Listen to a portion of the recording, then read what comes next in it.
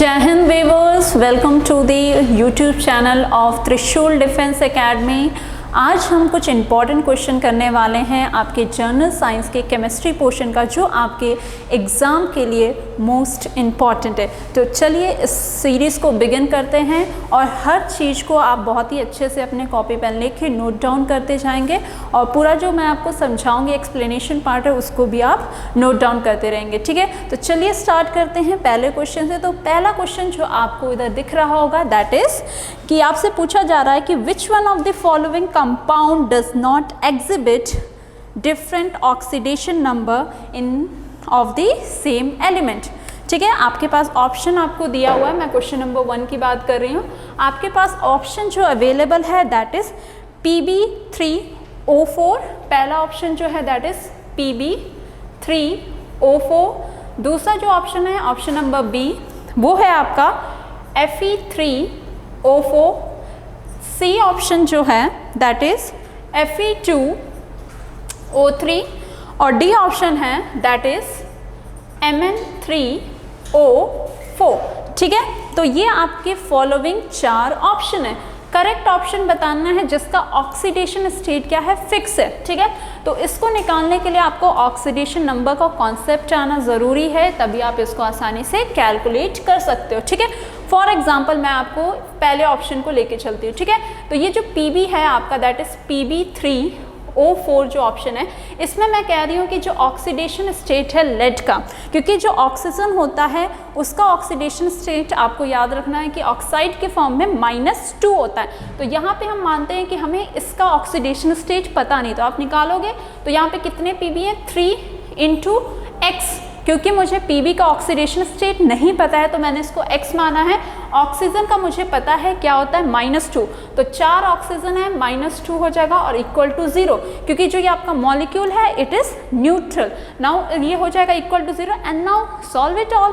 क्या हो जाएगा ये 3x - 8 इक्वल टू 0 और 3x इक्वल टू क्या हो जाएगा 8 और x बराबर क्या हो जाएगा 8/3 आ जाएगा, ठीक है।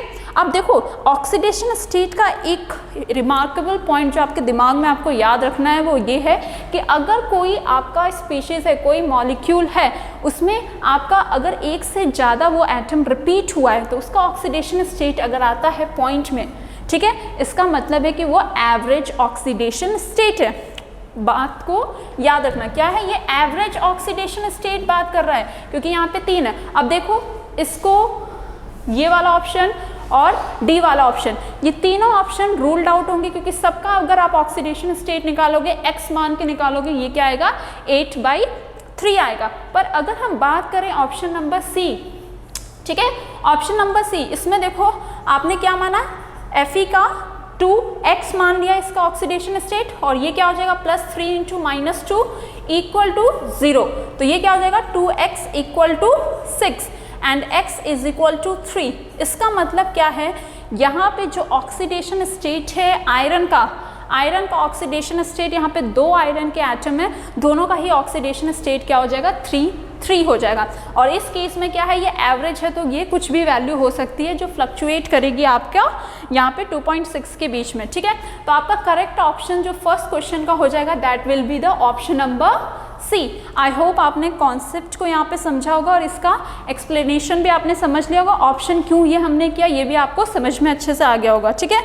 अब नेक्स्ट क्वेश्चन पे मूव करते हैं दैट इज क्वेश्चन नंबर 2, ठीक है। क्या याद रखना है कि अगर आपका पॉइंट में ऑक्सीडेशन स्टेट आता है इसका मतलब क्या है कि वो आपका एवरेज ऑक्सीडेशन स्टेट बता रहा है, ठीक है, और एवरेज आपका पॉइंट में हो सकता है। तो इसमें यही पूछा गया था पिछले क्वेश्चन में कि आपको बताना है किसमें ऑक्सीडेशन स्टेट चेंज नहीं हो रहा है पर्टिकुलर एटम का।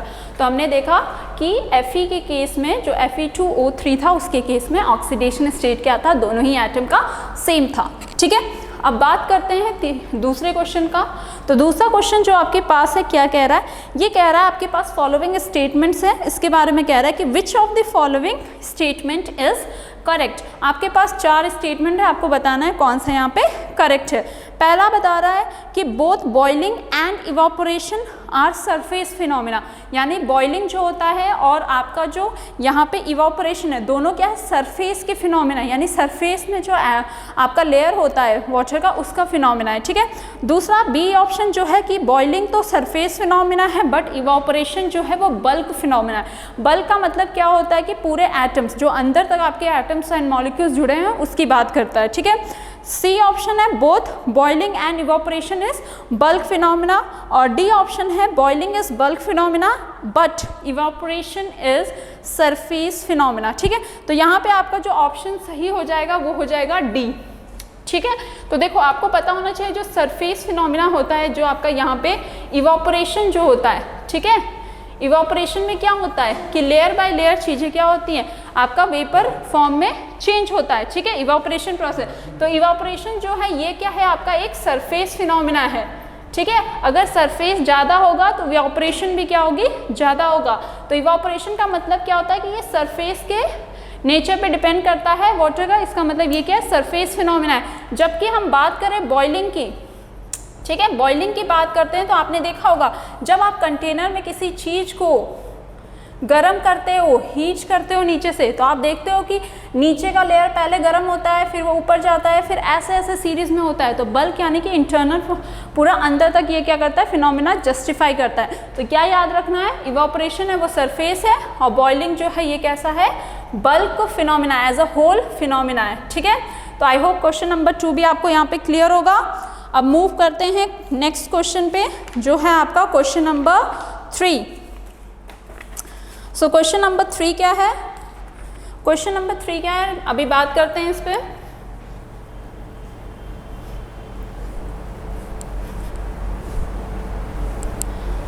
हाँ, क्वेश्चन नंबर 3 आपसे पूछ रहा है कि which one of the following is termed as dry ice. ये आपका क्वेश्चन नंबर 3 है। डायरेक्ट क्वेश्चन आपसे पूछ लिया है कि ड्राई आइस किसे कहा जाता है। ऑप्शन जो आपके पास अवेलेबल है that is ice present in ice cream. ठीक है, यानी कि आइसक्रीम में प्रेजेंट जो आइस है वो है। बी ऑप्शन जो है solid water at Antarctica, Antarctica में पाए जाने वाले सॉलिड आइस। और सी ऑप्शन जो है वो है solid state of carbon dioxide. ठीक है, और डी ऑप्शन है सॉलिड वाटर ऑफ आइनोस्फीयर। तो यहाँ पे करेक्ट आंसर जो हो जाएगा वो हो जाएगा ऑप्शन नंबर सी।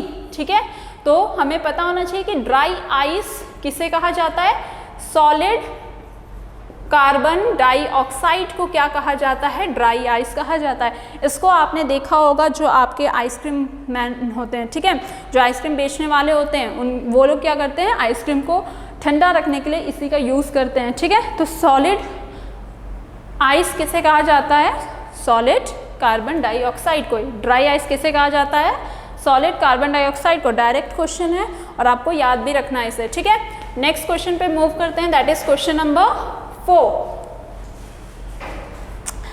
सो देखते हैं क्वेश्चन नंबर 4 क्या पूछ रहा है आपसे। द क्वेश्चन नंबर 4 आपसे पूछ रहा है कि which one of the following is not a mono atomic element. आपके पास ऑप्शन दिए हैं, आपसे पूछ रहा है कि इनमें से कौन सा मोनो एटॉमिक एलिमेंट नहीं है। जो आपके पास ऑप्शन है, पहला है कॉपर Cu, सेकेंड जो ऑप्शन है दैट इज हीलियम, थर्ड जो ऑप्शन है दैट इज आयोडीन, और डी ऑप्शन जो है वो है आपका बेरियम। ठीक है, तो इसका ऑप्शन क्या हो जाएगा, ऑप्शन नंबर सी। ठीक है, ये सारे क्या हैं, ये और ये तीनों आपके क्या हैं, मोनो एटॉमिक हैं, मोनो एटॉमिक। बाकी जब बात करें आई यानी कि आयोडीन का, तो आयोडीन आपको पता होना चाहिए कि आयोडीन कैसे एग्जिस्ट करता है, मॉलिक्यूल के फॉर्म में, डाई एटॉमिक है। क्या है ये, डाई एटॉमिक, दो एटम से मिल के बना है, इसलिए क्या हो गया, डाई एटॉमिक। तो अगली बार आपके पास क्वेश्चन डाई एटॉमिक के फॉर्म में आ गया, तब भी आपको इसको याद रखना है। ठीक है, तो ये सब क्या हो जाएगा, मोनो एटॉमिक, और आयोडीन जो है वो डाई एटॉमिक है, इसलिए ऑप्शन जो क्वेश्चन नंबर 4 का हो जाएगा that will be option number C. ठीक है, क्या हो जाएगा, ऑप्शन नंबर सी। 4th का आंसर क्या हो जाएगा, ऑप्शन नंबर सी। इसके बाद मूव करते हैं नेक्स्ट क्वेश्चन की तरफ, जो क्वेश्चन नंबर 5 है। ठीक है, एक छोटा सा इन्फॉर्मेशन है, आप अगर चैनल पे पहली बार आए हैं तो चैनल को सब्सक्राइब जरूर कर लीजिएगा, ठीक है। तो क्वेश्चन नंबर 5 आपसे क्या पूछा है, क्वेश्चन नंबर 5 आपसे पूछा है कि which of the following could be the melting point of iron, ठीक है। मेल्टिंग पॉइंट ऑफ आयरन के बारे में पूछ रहा है आपसे, मेल्टिंग पॉइंट ऑफ आयरन, ठीक है। तो आपके ऑप्शन जो इसमें अवेलेबल थे दैट इज, एक तो है 25 डिग्री सेल्सियस, ठीक है, बी ऑप्शन है 37 डिग्री सेल्सियस, सी ऑप्शन जो है 500 डिग्री सेल्सियस और डी ऑप्शन जो है दैट इज 1500, ठीक है। तो आयरन जो है वो आपका एक मेटल है और मेटल की मेल्टिंग पॉइंट क्या होती है, हाई होती है। इसको मेल्ट करने के लिए आपको बहुत ज़्यादा टेम्परेचर देना। तो ये तो देखो ये ऑप्शन कंप्लीटली रूल्ड आउट हो जाता है, ठीक है, बिल्कुल ही आउट हो सकता है क्योंकि इतने में तो आपने देखा है आपके आसपास लोहे का चीज़ लोहे में ही दिखता है, ठीक है। फिर आपको याद करना है कि जब आपने देखा है कि जब जहाँ पे लोहे का काम होता है वहाँ पे कितना हीट होता है, कितना टेम्परेचर होता है, या फिर जब लोहे को काटा जाता है, पिघलाया जाता है, तो आपने देखा होगा कितनी ज़्यादा एनर्जी वहाँ पे खर्च होती है। तो इसका मतलब क्या होगा कि उसका जो टेम्परेचर है वो बहुत ही ज़्यादा होगा, ठीक है। तो याद क्या रखना है कि ये ऑप्शन जो है ये आपका करेक्ट यहाँ पे हो जाएगा, ठीक है। वैसे अगर हम बात करें स्टैटिक जो इसका होता है वो होता है 1538 डिग्री सेल्सियस, ये आपका एग्जैक्ट है मेल्टिंग पॉइंट ऑफ आयरन। पर आपके पास जो ऑप्शन दिया है वो क्या है, ये दिया हुआ है। अब सबसे क्लोज क्या है आपका 1500 डिग्री सेल्सियस जो है ये आपका सबसे क्लोज है, ठीक है। ये तो डिग्री सेल्सियस में दिया है, हो सकता है ये केल्विन में आपको दे दिया, तो आपको केल्विन का कन्वर्जन याद रखना है। केल्विन में कन्वर्ट करते हैं तो क्या करते हैं, डिग्री सेल्सियस प्लस 273, ठीक है। तो इसमें अगर 273 ऐड कर दोगे तो आपके पास जो वैल्यू आएगी क्या आ जाएगी, 11 1 कैरी 11 और 8 1 केल्विन, ठीक है। तो ये क्या आ जाएगी 1811 आपका ये हो जाएगा 1 केल्विन, ठीक है। तो आपको याद रखना है कि अगर आपके पास डिग्री सेल्सियस में ना कि केल्विन में भी दे दिया तब भी आपको इसको ध्यान देना है, ठीक है। तो यहाँ पे करेक्ट ऑप्शन जो हो जाएगा क्वेश्चन नंबर 5 का that will B D option, ठीक है। अब मूव करते हैं नेक्स्ट क्वेश्चन को। आई होप आपको क्वेश्चंस बहुत ही अच्छे लग रहे होंगे और इसके साथ साथ आप इसे अच्छे से अपने कॉपी में नोट भी कर रहे होंगे। तो चलिए आगे मूव करते हैं, क्वेश्चन नंबर 6 की चर्चा करते हैं। तो क्वेश्चन नंबर 6 क्या है आपके पास उसको देखते हैं। तो क्वेश्चन नंबर 6 की बात करते हैं। तो क्वेश्चन नंबर 6 में आपसे पूछा जा रहा है, वेरी इंपॉर्टेंट, ठीक है, ये ऑर्गेनिक का क्वेश्चन हो गया, ठीक है। विच one of the following is an organic acid, ठीक है। ऑर्गेनिक एसिड के बारे में बात कर रहा है, ठीक है।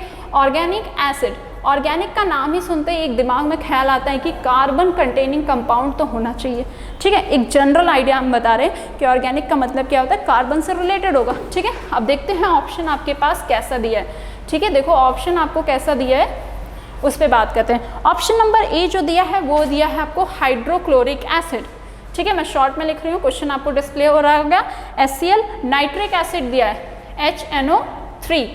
नेक्स्ट ऑप्शन है acetic acid CH3COOH and last option दिया है सल्फ्यूरिक एसिड। अब देखो यहाँ पे इस क्वेश्चन में क्या कर दिया है, आपको नाम दे दिया है, पर आपको अगर फॉर्मूला नहीं याद होगा तो कंफ्यूज हो जाओगे, ठीक है। तो ये एसिड्स के नाम आप याद कर लो, ठीक है।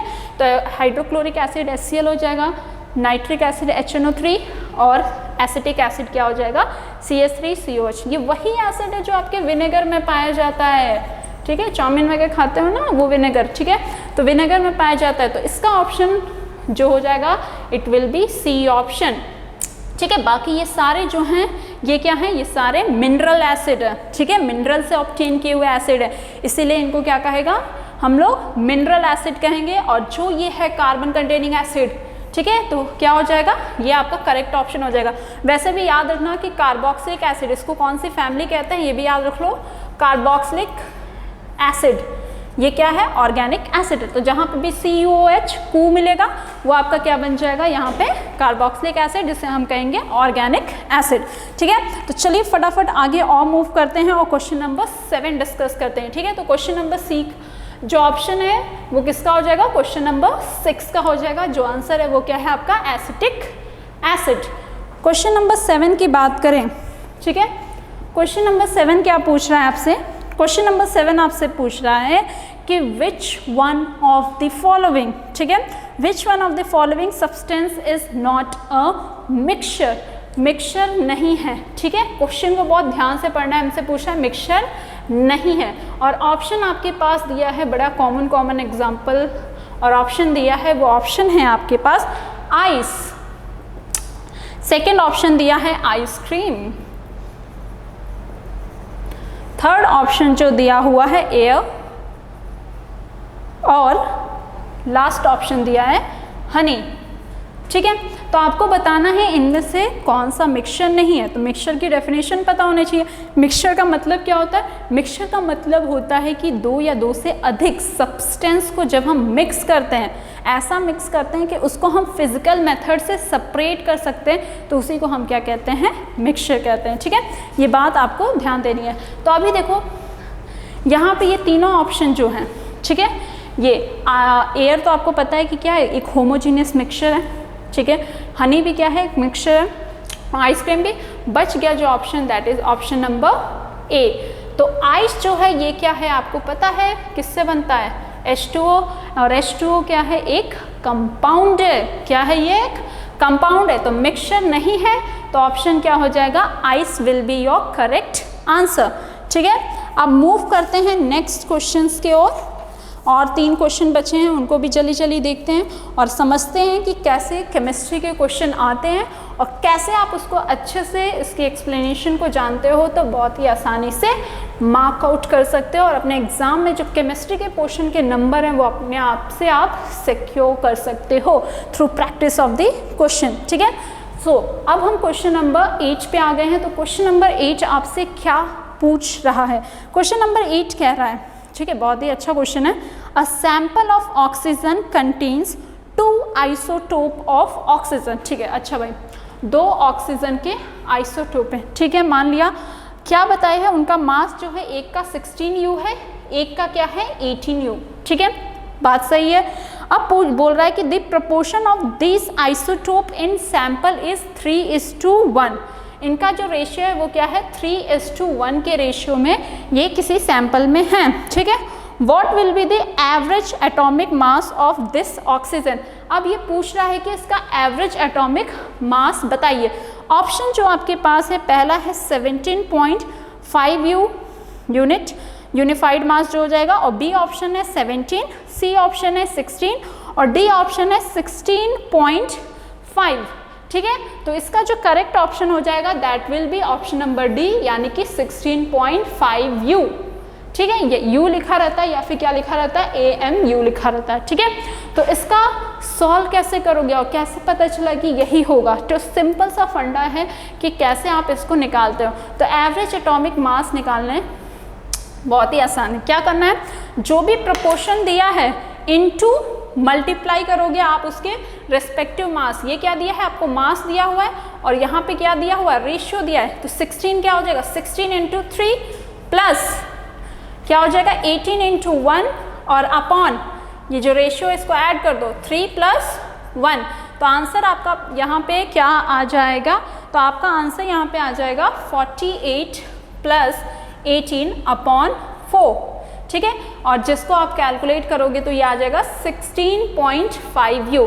तो ऑप्शन नंबर जो डी है वो आपका यहाँ पे क्या हो जाएगा? सही ऑप्शन हो जाएगा। ठीक है, अब मूव करते हैं नेक्स्ट क्वेश्चन की ओर। आई होप आपको यहाँ पे ये समझ में आया होगा। ठीक है, इसको ऐड कर लेना, कितना आ जाएगा? ये आपका ऐड करोगे 66/4 एंड देन आपका ये ऑप्शन क्या हो जाएगा?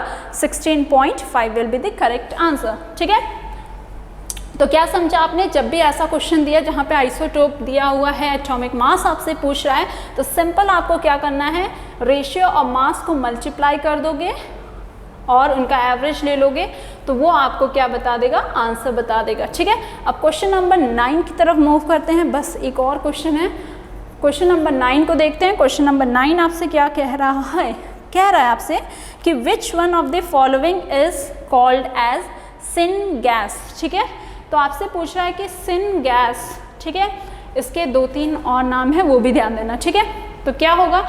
सिन गैस जो होता है it is mixture of Cu + H2, यानी कार्बन मोनोऑक्साइड और हाइड्रोजन का मिक्सचर होता है। आपके पास ऑप्शन जो आपको दिया था वो दिया था कार्बन + H2O, सेकेंड ऑप्शन था कार्बन मोनोऑक्साइड प्लस H2O, और थर्ड ऑप्शन था जो ऑप्शन नंबर सी है, that is carbon monoxide plus hydrogen, और लास्ट ऑप्शन था nitrogen dioxide plus H2O। So correct answer जो हो जाएगा ऑप्शन नंबर सी हो जाएगा, क्योंकि ये क्या है, इसी को हम कहते हैं क्या, सिन गैस। इसी का दूसरा नाम क्या है, सिंथेटिक गैस भी कहते हैं इसे, ठीक है, क्या कहते हैं, सिंथेटिक गैस, ये भी नाम बोला जा सकता है।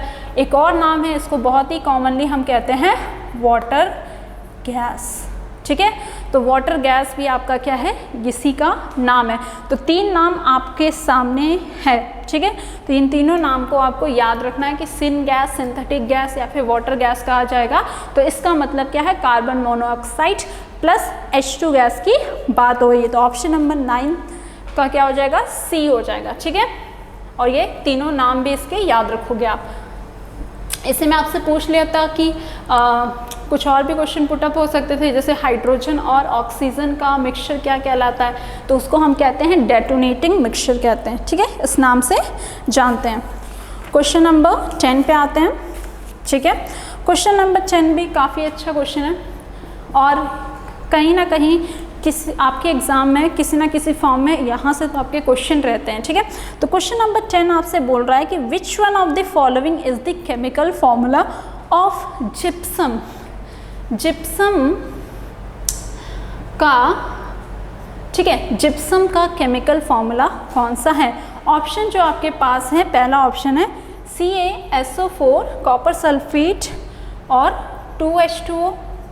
बी ऑप्शन जो है that is Ca2SiO4। C option जो आपके पास अवेलेबल है 2CaSO4.H2O, और डी ऑप्शन है CaSO4, ठीक है। क्या दिया हुआ है, Ca। तो जिप्सम आपको पता है कि एक मेन इंग्रेडिएंट होता है आपके, क्या है, जो आपकी इंडस्ट्री होती है जहाँ पे आप क्या करते हैं, बिल्डिंग वगैरह बनाते हो, तो उसके लिए एक इंपॉर्टेंट इंग्रेडिएंट है। तो जिप्सम का जो फॉर्मूला क्या होता है आपको पता है, कैल्शियम का सॉल्ट तो होता है, पर यहाँ पे ऑप्शन देखो आपके पास 4 ऑप्शन है, ठीक है। ये तो आप कहोगे कि नहीं ये तो रूल्ड आउट है, ये तो हो ही नहीं सकता, सिलिकॉन का कुछ पढ़ा ही नहीं है, तो इन तीनों में से कौन सा हो जाएगा, ठीक है। तो आपको याद रखना है कि जो जिप्सम होता है इट इज़ डाईहाइड्रेट सॉल्ट, ठीक है। कैसा है, डाईहाइड्रेट, इसका मतलब क्या है, इसमें 2 वाटर ऑफ क्रिस्टलाइजेशन प्रेजेंट होता है। क्या होता है, 2 इसमें वाटर ऑफ क्रिस्टलाइजेशन होता है। अगर यही हाफ हो जाता तो उसको आप क्या कहते हैं, POP, प्लास्टर ऑफ पेरिस। तो इसका ऑप्शन नंबर 10 का क्या हो जाएगा, A option will be the correct option. I hope आज के जो 10 क्वेश्चन थे जो मैंने आपके लिए लाए थे, आई होप आपको बहुत ही अच्छे से आया, समझ में भी आया होगा, और इसके साथ साथ आपने इसको अच्छे से नोट भी किया होगा। तो आज के लिए बस इतना। स्टे ट्यून्ड एंड जय हिंद।